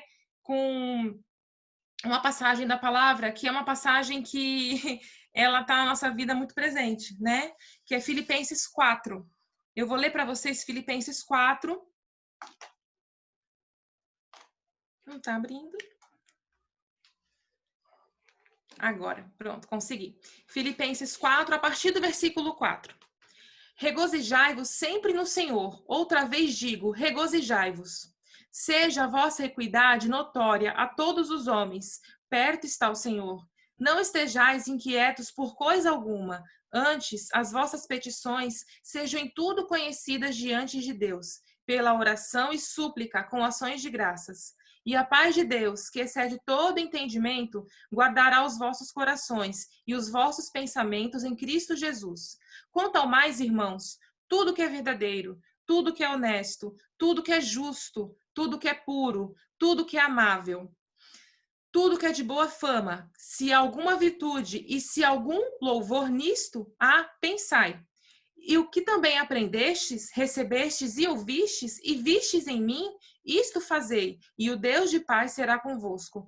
Ora, muito me regozijei no Senhor por finalmente reviver a vossa lembrança de mim, pois já vós tinhais lembrado, mas não tinhais tido oportunidade. Não digo isto como necessidade, porque já aprendi a contentar-me com o que tenho. Sei estar abatido, sei também ter abundância. Em toda maneira, e em todas as coisas estou instruído, tanto a ter fartura, como a ter fome, como a ter abundância e como padecer necessidade. Posso todas as coisas em Cristo que me fortalece. Então, que vocês, casais, assim como nós, estamos nessa busca. O Ricardo falou isso no começo. A gente não chegou no ponto final. A gente tem muita batalha pela frente. A gente está num ano diferente, mas vamos olhar para o alto, que é para onde vem o nosso socorro. Nós temos esse Deus maravilhoso que nos supre todos os dias, um Deus de amor, um Deus que nos abraça, um Deus que não nos aponta, mas um Deus que nos ajuda, e que possamos olhar para Ele e seguir como casais, que a gente possa se unir como família e vencer cada batalha junto, tá? É isso, né? Eu espero que tenha sido uma bênção para vocês, porque para mim, falar sobre isso, e eu acho que para ele também, nos faz lembrar das coisas que o Senhor já fez e trazer à memória o que dá esperança para o que ele vai fazer ainda. E obrigada pela oportunidade. Desculpa se eu falei demais, se eu falei muito tempo, mas eu não tinha como resumir muito, e eu espero de verdade, né, que tenha sido bom, né, assim como foi para a gente. Quer falar mais alguma coisa? Acho que eu vou estragar se eu falar. É muito bom, é bom ouvir. Né? Uma das coisas importantes que a gente pode lembrar é que o poder que tem uma informação negativa, né, como a figura que eu usei, né, o envelope do dia mal, ele tem o poder de fazer a gente se ajoelhar, né? A gente se aproxima, né? Se aproxima daquilo que Deus... Não que Deus não estivesse dos nossos lados todos os dias, porque Ele está, é uma promessa. E Ele é fiel, Ele está sempre. É que nós, às vezes, nos dias bons, nós falamos assim, Deus, deixa eu viver, me dá um pouco de espaço aqui, né? Me deixa um pouco tranquilo. E a gente tem essa habilidade, mas não que ele saia, porque ele não sai. Mas a gente faz isso, a gente acha que a gente pode fazer isso. Mas no dia mal, a gente tem essa dobradura, né, do joelho, e a gente busca. E essa busca, ela me ensinou, né, nos primeiros envelopes, a não sair dessa condição, né, a não sair da condição de dependência de Deus, de estar sempre buscando Ele. E gente, muitas vezes é como vocês sabem, como é com vocês também. Você não ouve a voz de Deus assim. Não vem aquela voz falando, oh, faça isso. Não, não é assim. Deus usa coisas, Ele usa pessoas, né? Como eu falei, o propósito individual de cada um é nos fazermos a imagem, Deus nos fazer a imagem e semelhança do seu Filho Jesus, né? Então, ou seja, se transformar em pessoas melhores, como Jesus é. E Ele usou, como Vanessa falou e a gente mencionou, pessoas abençoadas nesse tempo, e nós vimos essas pessoas serem direcionadas, palavras que vinham de Deus mesmo para a nossa vida, para nos sustentar, né? A figura que ela usou sobre o olho do furacão, realmente a gente não enxerga nada, e ter um braço estendido para falar assim, é por aqui, é essencial, faz toda a diferença. E a gente tem vivido isso nesse tempo de pandemia, sabe? Então eu queria pedir para vocês, sejam braços estendidos, gente, para as pessoas que estão à sua volta, né? Para os seus parentes. Primeiro para os mais pertinho, depois para aqueles conhecidos de Jerusalém, Samaria, os confins da terra, né? Que vocês possam ser essas pessoas para as pessoas que estão próximas de vocês. Faz toda a diferença. Vocês não sabem quanto faz a diferença o corpo de Cristo nesse momento. Sim. A comunidade de fé de vocês, abençoe a comunidade de fé de vocês, por favor, né? Se deixam serem abençoados pelos seus pastores, pelos seus líderes, pelos seus irmãos, por pessoas que estão se colocando em oração por vocês, né? Até aqueles que não estão tão próximos da igreja, digo comunidade institucional, mas vocês são igreja de Cristo também, né? Porque é reunião dos santos e é assim que Deus fala, que a gente possa sentir a vontade em compartilhar, em buscar alguém que a gente confie, e mesmo que a gente não confie tanto às vezes, porque a gente às vezes se esbarra na nossa limitação, não na do outro, mas que a gente possa ter essa busca para encontrar ali Deus, encontrar ali Jesus, encontrar ali aquele braço que vai se estender e vai puxar a gente, falar assim, é por aqui, né? Porque o olho do furacão é difícil sair, é muito difícil, né? Que a gente possa ter isso, sabe? E é isso que a gente queria compartilhar com vocês. Mais uma vez, obrigado à comunidade de vocês, obrigado ao pastor Arlindo, ao pastor Carlos, família de vocês. Vocês foram bênção na nossa vida, não é uma mentira dizer. Para a gente foi muito bom, e eu digo isso como um testemunho, porque uma das partes que nós colocamos diante do Senhor a respeito do nosso chamado, da nossa vocação, era que isso acontecesse naturalmente. E Carlos e Keila proporcionaram isso para a gente. Obrigado. Obrigado mesmo. Obrigada. Vocês são maravilhosos. Nós conhecemos o Ricardo e a Vanessa lá na Bahia, né? Lá no ministério onde nós servimos. E essa palavra que o Ricardo encerrou, além de tudo que eles falaram, e que nós vivemos algumas coisas juntos, se faz verdade de procurar, de estar próximo, na congregação, você abrir a sua casa, abrir a sua intimidade, né, para receber outros. Eu me lembro que quando eu cheguei, eles foram apaixonados pela Bahia, eles queriam ir para a Bahia, e eu tive muita dificuldade em aceitar a Bahia. Moramos lá quase 6 anos, mas foi muito difícil os 6 anos, e então, quando a gente chegou, então foi um desastre. Eu chorava que nem bebê. E a primeira casa, os primeiros irmãos que abriram a casa para nos receber foi o Ricardo e a Vanessa. A Vanessa marcou lá um cafezinho, eu fui lá, abri o coração, chorei, que eu não gosto da Bahia, eu quero ir embora da Bahia, o povo é maravilhoso, o povo é caloroso, mas eu não me sentia, não me sentia dentro de um propósito, né? Eu não me sentia aceita também, né? Foi o que dificultou muito os meus 6 anos lá na Bahia, porque eu também não fui aceita, né? O meu chamado muitas vezes não foi aceito e foi bloqueado muitas vezes, mas quando a Vanessa abriu a porta da casa dela, me recebeu por café, ela não tem nem noção do que aquilo curou o meu coração, como foi importante naquele momento que eu estava tão ferida, tão magoada com Deus, inclusive, de ter nos mandado para aquele lugar onde eu não queria, e ela nos recebeu. E a gente participou, a gente estava junto nesse processo quando apareceu o câncer da mama, né? E eu me lembro que eu me preparei toda para depois do pós-operatório, que no dia que ela foi se operar, os meninos ficaram lá em casa, e eu tentei fazer de tudo para que o Ricardo e a Vanessa ficassem bem e não se preocupassem com os filhos. Eles sabiam que quando estava comigo, estavam bem, né? Então, eu fiquei com os meninos e o pós-operatório, eu me preparei toda para levar uma palavra para a Vanessa, né? Falei assim, não, eu orei, eu falei, Senhor, não é possível uma mulher tão jovem passar por isso. E a gente começa a questionar a Deus, por que isso? Por que essa mulher de Deus está passando por isso? E eu preparei uma palavra, né? Quando eu cheguei na casa dela, a casa dela estava cheia de irmãos em Cristo. Um tinha levado bolo, um estava limpando. E aquele amor todo, e as crianças correndo de um lado para o outro. Enfim, quem recebeu a palavra fui eu. Ela foi tão cheia de fé, tão cheia de Deus. Eu não abri minha boca, eu só fiquei lá. E ela todo o tempo conversando, eu estou bem, e ministrando a palavra. Eu saí de lá da casa dela cheia de Deus, cheia da presença e da certeza de Deus. Eu falei, como Deus é maravilhoso. Porque só Deus, para em meio à tempestade, porque é uma tempestade, é um furacão, não é algo simples de se viver, de se passar. e a gente se prepara para levar uma palavra de Deus, e quando a gente chega lá, a gente é ministrada por Deus e sai de lá cheia. Então, vocês são um exemplo de família, de mulher de Deus, de homem de Deus, de pais, né, criando os filhos, de irmãos em Cristo. Sempre o Ricardo e a Vanessa podem estar passando a dificuldade que tiver, mas se você gritar para eles, eles vêm ao seu encontro. Podem ter certeza disso. Eu já experimentei isso, então eu posso falar. Então, Deus abençoe e continue ministrando, que Deus continue usando vocês, que espero que mais para frente tenhamos a oportunidade que vocês venham até a nossa igreja, talvez até ministrar para as mulheres, né?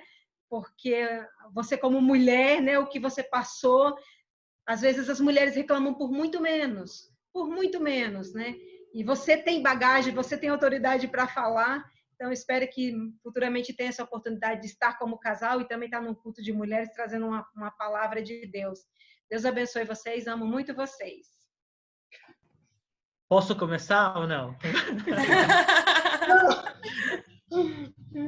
Amém, amém. Realmente, obrigado, Ricardo, Vanessa, por abrir o coração.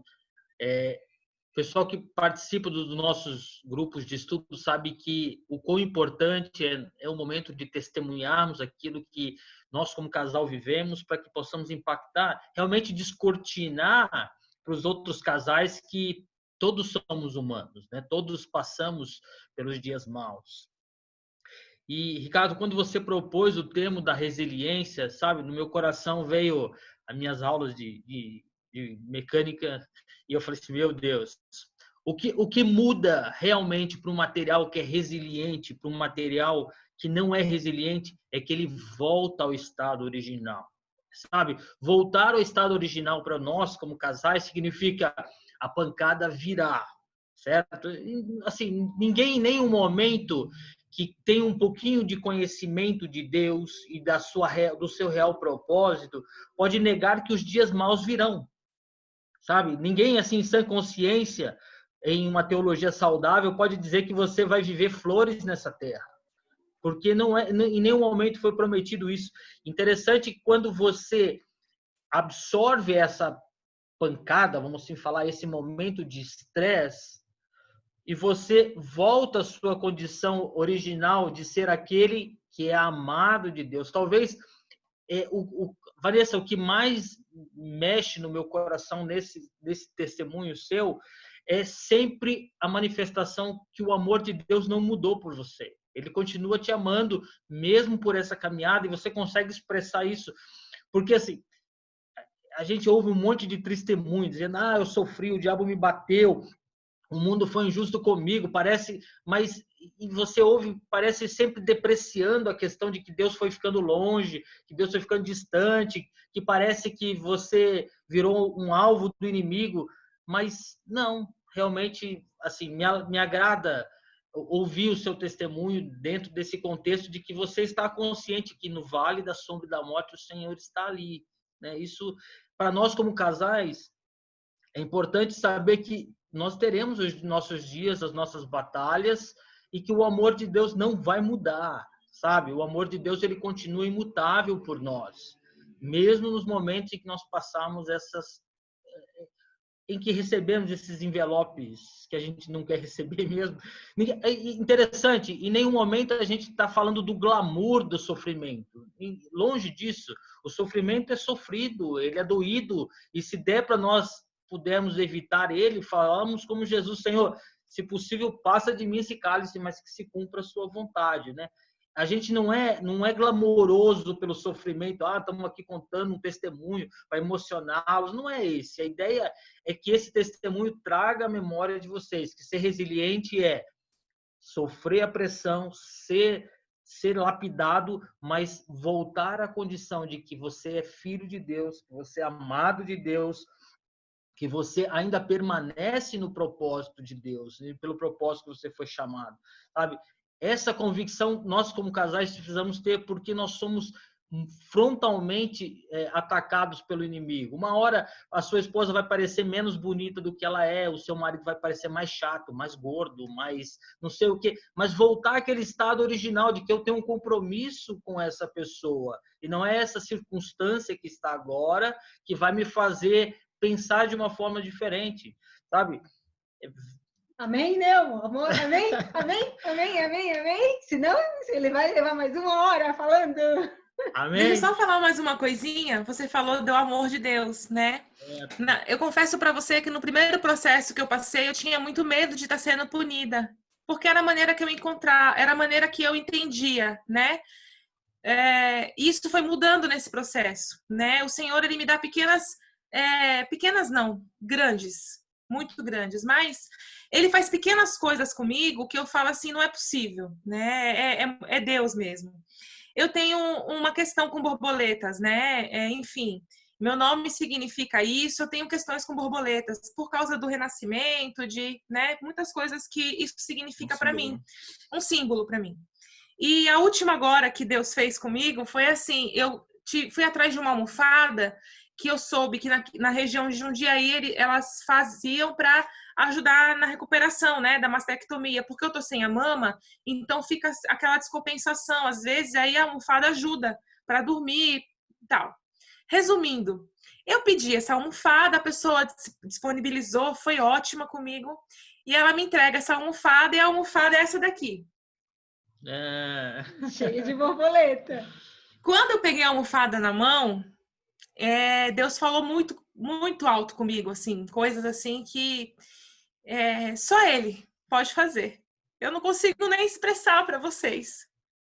E eu queria dizer que eu amo Jesus, amo Deus, e eu tenho certeza que eu acho que todas as vezes que eu chorei, Ele chorou.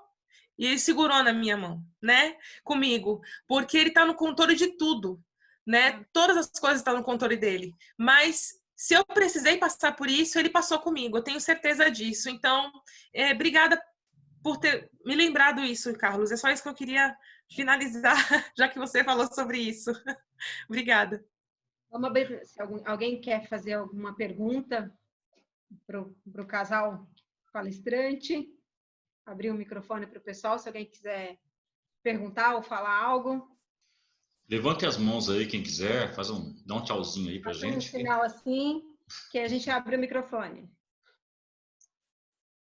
O Raimundo. O Raimundo e a Bárbara. Cadê o Raimundo e a Bárbara? Tá aqui.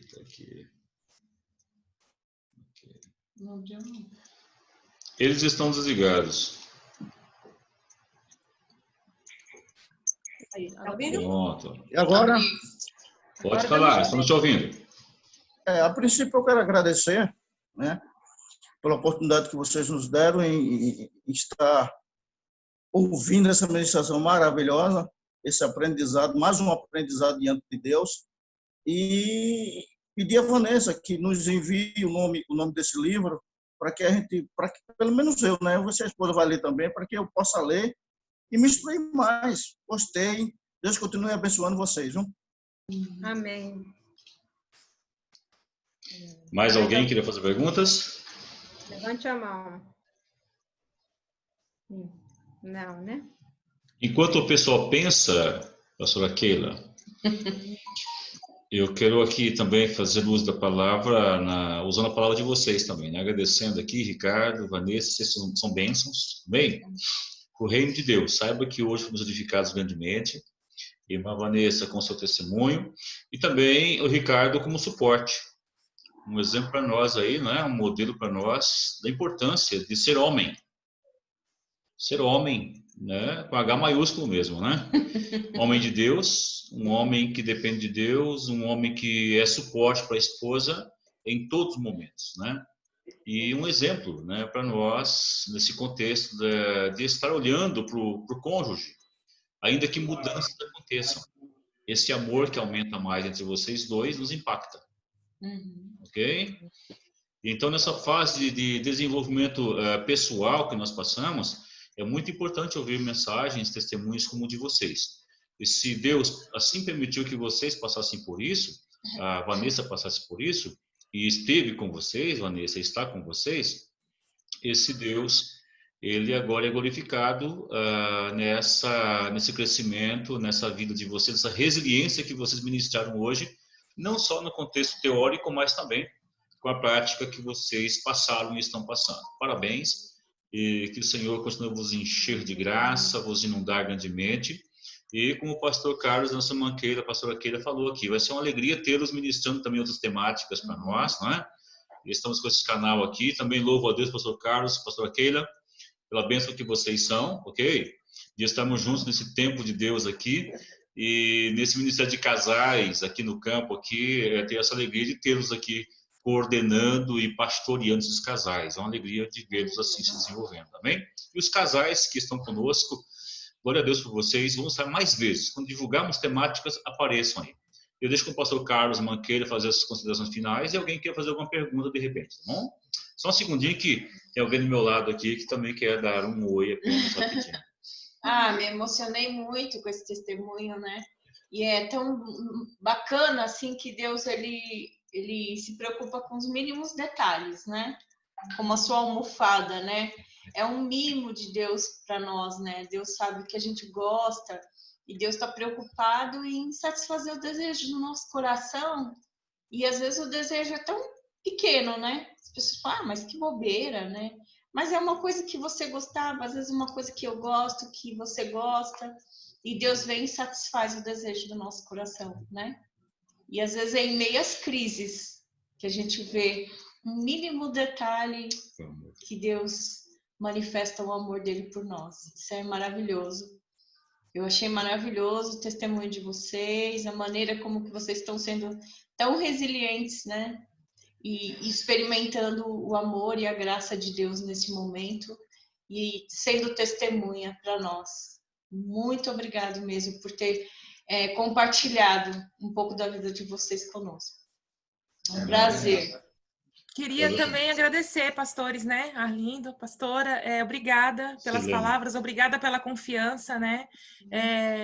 Sim, Deus é um Deus de amor, Ele é um Deus, é um Pai amoroso, né? Vai ser um prazer estar com vocês, porque para mim é mais uma parceria, né? São mais irmãos orando por nós e é o que a gente pede, né? Para todos aqui. Continuem orando por nós, porque é o que nós precisamos. As orações, ela pode ir muito, né? A oração do justo. Então, a gente conta com as orações de vocês. Obrigada por isso. Muito obrigada mesmo. Amém. Amém. Pastor Carlos Manqueira. Gente, nós preparamos um mimo para esse encontro. É um mimo, é uma forma de demonstrar o nosso carinho por vocês, pelos casais, dizer que estamos com saudade, que em breve estaremos todos juntos. Amém. Né? Não da mesma forma, mas nós estaremos melhores.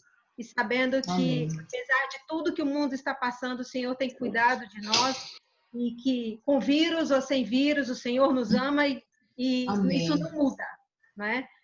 Então, foi uma forma que nós pensamos de deixar o amor mais doce, né? E uma forma de demonstrar o nosso carinho. Então, nós vamos estar sorteando aqui uma cesta.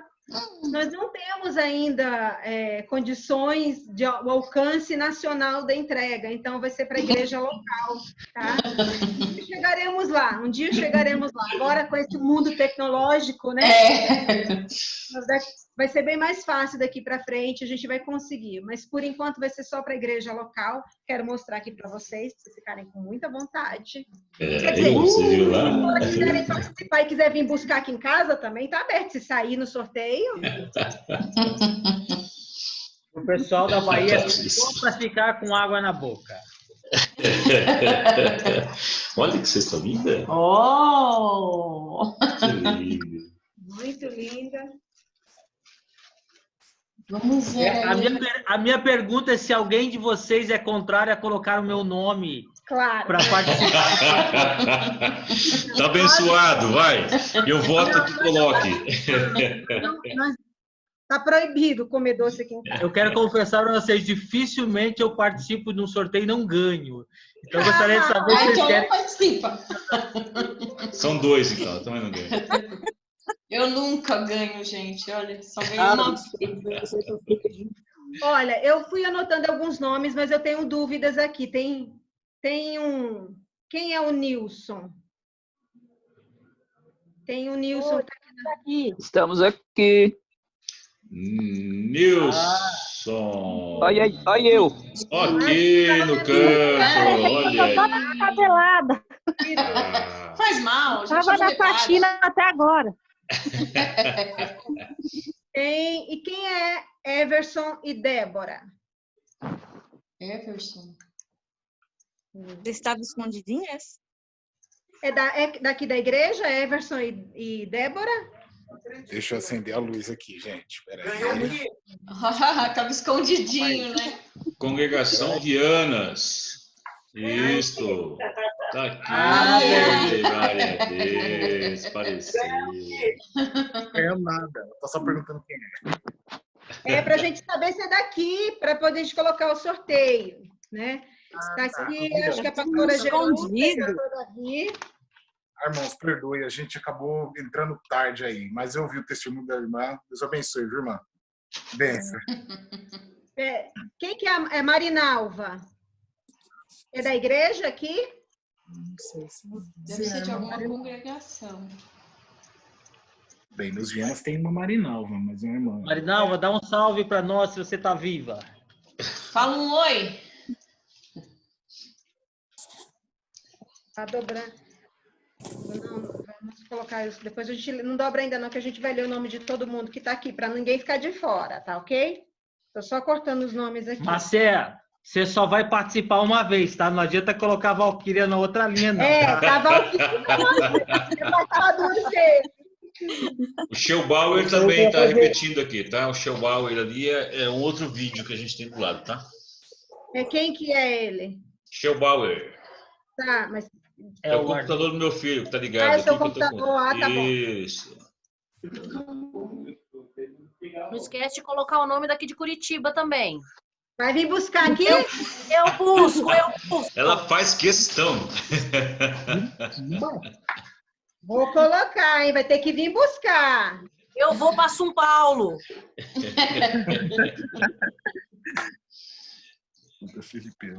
Ô, Paty, o Johnny tá liberado para comer chocolate ou não?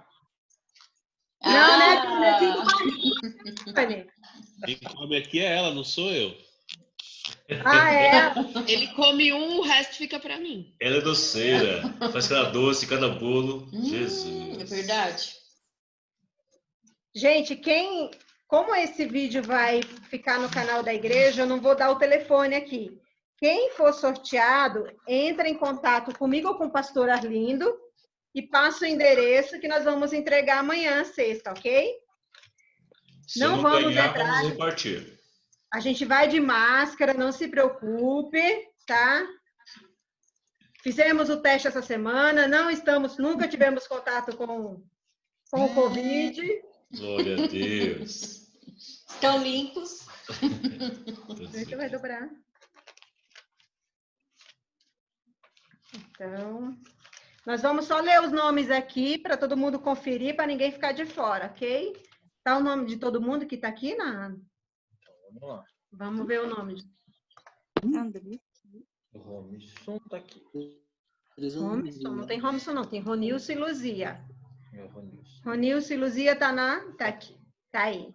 Luzia tá... como é que tá o baby aí? Chega quando? Olha, eles fizeram o curso em 5 linguagens, ó, depois, ó. Tem aqui Jerusa e pastor Davi. Tem Sandra e Cláudio saíram? Se tiver saído, não vai participar.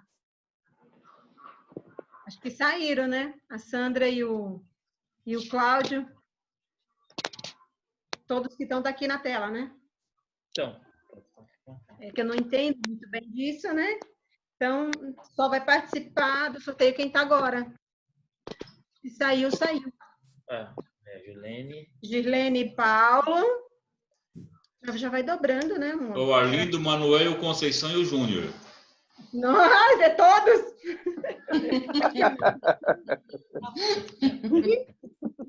Já estou dobrando aqui o papelzinho.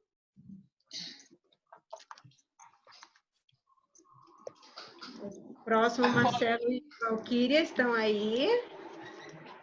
Marcelo e Valquíria. Então, põe aqui. Johnny e a Paty. Aí. Vou fazer churrasco agora à noite? Cadê o pastor Edilson? Tá aí, tá ali, pastor Edilson e pastora Mara. Então, aí. No mínimo, né? Porque se tivesse pandemia, o Nilson tá aí. Nilson e Silvia. Já andou o mundo inteiro. Pastor Arlindo e pastora Sirlene. Eu não tenho que escrever aqui, Débora e Marcos. Não, eles não vão participar. Ó, não quer? Não. Tá sem microfone. Que Deus te abençoe, irmão. Que Deus te abençoe. É segregação o nome disso. Eu tô vendo.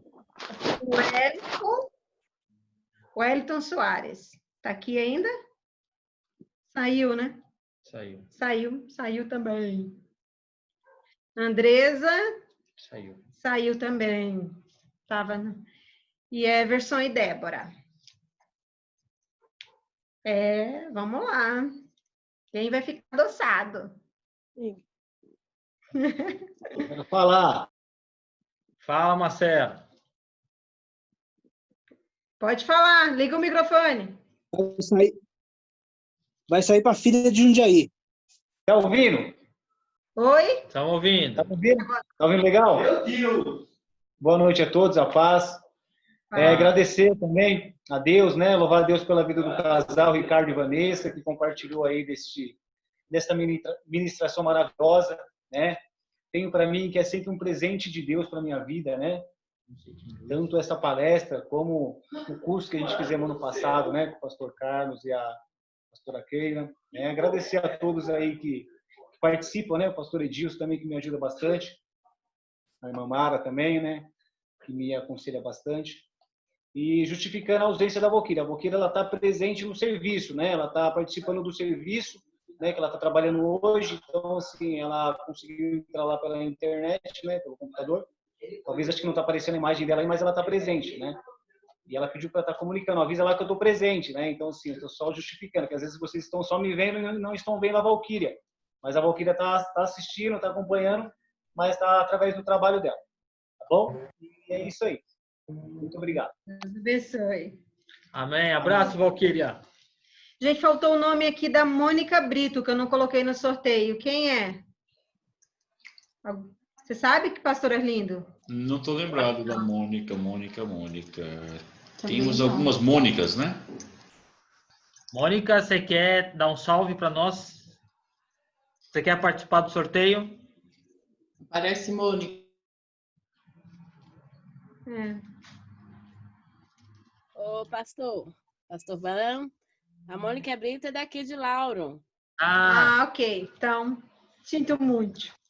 Pois é, né? E a Vanessa e o Ricardo não vão entrar também? Só se eles vierem buscar aqui, vindo do Guarujá. Vamos pôr? Vai ter que passar. Eu falei para ele, amor, a gente já, né, participou, agora vamos deixar o pessoal da igreja também, né? Aí ele, não, eu quero. Irmã Vanessa. Eles que decidem. Se sortear, nós vamos buscar, Vanessa. Hã? Irmã Vanessa. Oi. Vanessa, tá me ouvindo? Paz do Senhor. Paz do Senhor, pastor. Mas você pode torcer pela filha de Jundiaí. A minha esposa é filha de Jundiaí. Sério?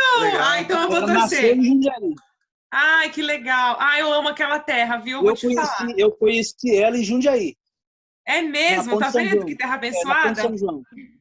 Caramba, que legal. A gente mora lá no Bonfiglioli. Intercede aí para nós ganhar essa cesta então, hein?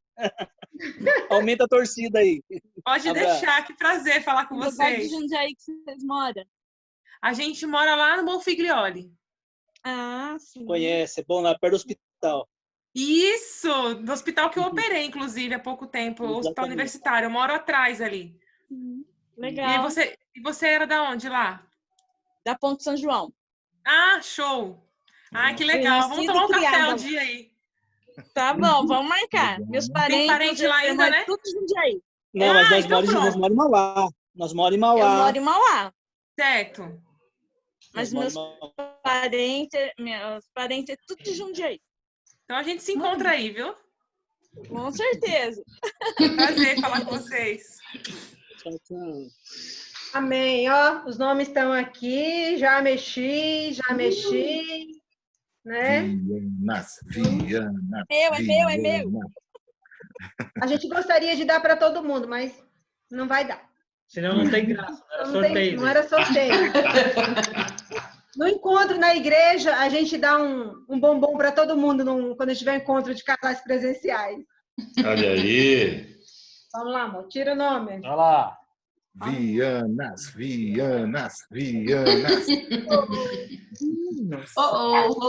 Vamos ver. Não acredito. Não. Tá pesado, Arlindo. Não dá pra ver. Muito grande, Arlindo. Wilson! Não vai. Arlindo! Eu vou pro meu popular pra casa do Wilson.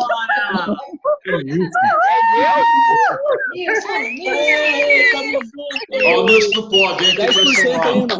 Grupo de risco. Quero 10% aí. Não vou dividir com ninguém, não quero nem visita. Vamos aí amanhã. Eu vou tomar um café aqui na sua casa. Qual horário que vai ser entregue? Amanhã não abre nem o portão. Ela vai falar que é do grupo de risco, não pode receber ninguém. É isso aí, irmã. Nem lembrei desse detalhe. Não atendo ninguém. A gente leva máscara, álcool em gel e mais alguns aventais Que também. legal. Nunca ganhei nada. Apesar que quem ganhou foi meu marido. Apesar que quem ganhou foi meu marido, né? Mas eu também ganhei junto com ele. Claro, é pros dois. É que a gente colocou o Merece. aqui na tela. Vocês Não. merecem. Oi? Vocês merecem. Não. Todos merecem. É bênção participar dessas reuniões. Com certeza. Gente, que barrigão. Ah! É o zóio, hein? Glória a Deus, pastor Carlos. É bênção participar dessas reuniões. É muito Edifica muito a vida da gente. Irmão Nilson. Oi. Manda o endereço para mim no grupo, tá? Tá joia. A gente vai Oi, entregar. irmã Keila. Manda minha forma junto. Eu falei, só assim, pelo negócio de forma. Ó, além de ser, já tá cobrando a forma. Situação, hein? É brinquedo, não. Muito obrigado mesmo pela disposição. Assim, são momentos. Deus abençoe pelo sorteio. Esses que nos fazem continuar. Saber que vocês são instrumentos de Deus para abençoar onde vocês estejam. Saibam que vocês podem refletir a glória do Senhor aonde vocês estiverem. Usem dessa resiliência que o Senhor tem somado ao relacionamento de vocês, para que vocês possam impactar o lugar onde vocês estão. Saibam que vocês são uma bênção. Vocês, nesse momento, por estarem participando também, são bênçãos na vida de cada um desses casais. Muito obrigado mesmo.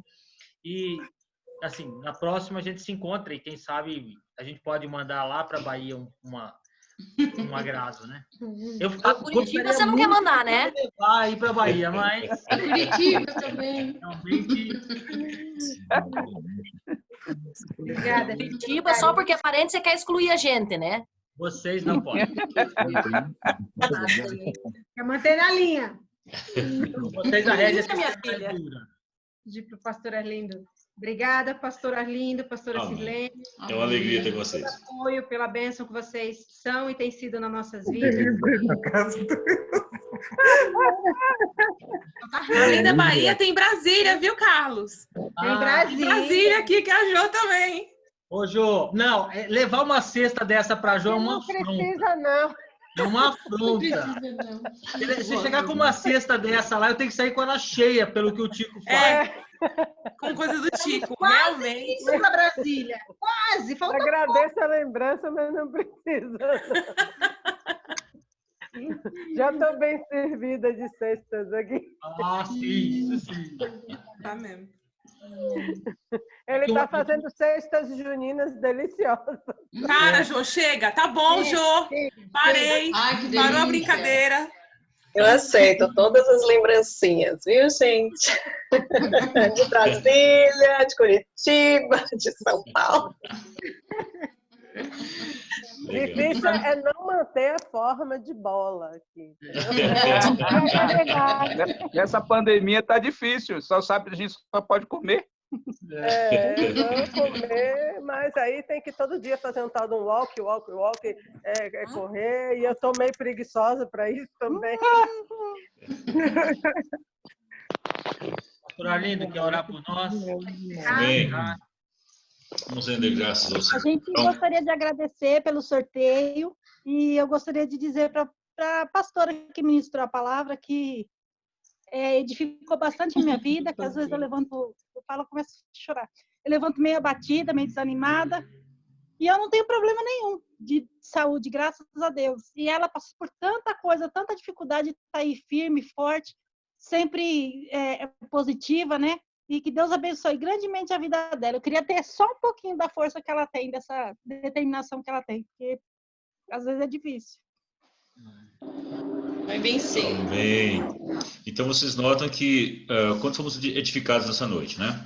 Vamos agradecer a Deus, então, mais uma vez, gratos aí, né? Nosso irmão Ricardo, a Vanessa e os demais. Vamos dizer, Deus, obrigado, Senhor, por tua bondade conosco, tua participação, tua graça, e assim somos resilientes em Cristo. Amém? Amém. Pai Santo, obrigado, Senhor. Só podemos te agradecer porque tu és bom, bondoso, Pai querido. És o nosso Consolador, é aquele que nos conhece, nos esquadrinha, sabes nosso íntimo. Cada um dos casais que participaram aqui, Senhor, eu tenho certeza que foram grandemente edificados, como aqueles que vão assistir esse vídeo depois também, Senhor. Obrigado, Senhor, nosso irmão Ricardo, nossa irmã Vanessa, esse ministério lindo que os dois têm em tuas mãos. A bênção sobre eles, ó Pai, a família deles, ó Deus, em nome de Jesus, continua a usá-los grandemente. A cada um dos irmãos e irmãs que participaram, Senhor, que possamos, além de estarmos refletindo, colocar em prática o que nós aprendemos nessa noite. E te agradecemos por tua bondade, nosso casamento, em nossa família, em nossa vida pessoal, no contexto de resiliência. Em nome de Jesus, somos gratos a ti, Senhor. Amém. Amém, queridos? Amém. Então, vai estar no nosso canal do YouTube essa gravação, ok? Acesse mais vezes lá, indique para os irmãos. E mais uma vez, irmão Ricardo, Vanessa, bênção de Deus sobre vocês. Pastor Ricardo, amém, Pastor Carlos, nossa irmã Keila, bênção. Aos curitibanos, baianos, os em Brasília, os demais de São Paulo, ok? Bênção de Deus sobre vocês. Amém? Obrigada pela oportunidade, foi um prazer conhecer e rever muitos aí. Boa noite. Muito bom. Muito bom. Saudade de todos.